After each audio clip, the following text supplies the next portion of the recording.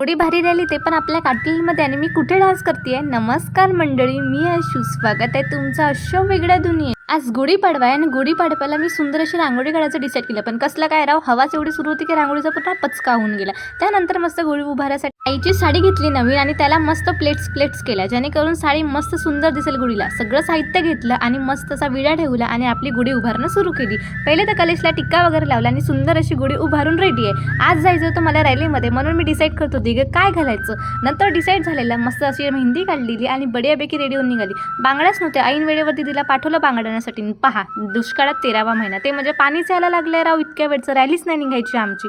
सगळेजण मस्त रेडी होऊन वेट करत आहे की पाणी कधी थांबेल आणि आम्ही कधी जाऊ. त्याआधी मी मस्त फेटा बांधून घेते आणि जीवनात पहिल्यांदा फेटा बांधण्याची काही वेगळीच मजा असते, नाही का राव. आणि इथे मला खूप सगळे आपली मंडळी भेटली. थँक्यू, तुम्ही माझे एवढे सगळे व्हिडिओ बघतात.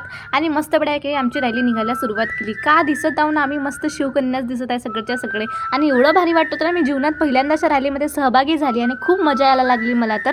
तुम्ही पण आमची रॅली पाहिली का, कमेंटमध्ये नक्कीच सांगा. आणि नवीन वर्षाला आम्ही अशी काही नवीन सुरुवात केलेली, तुम्ही काय केलेली ते पण सांगा. बऱ्यापैकी आम्ही मस्त रॅली वगैरेमध्ये फिरून आलेलो आणि आता एका स्पॉटवर जमा झालेलो. तिथे मस्त गाणे सुरू होते आणि लकी ड्रॉमध्ये नंबर पण काढले गेलेले.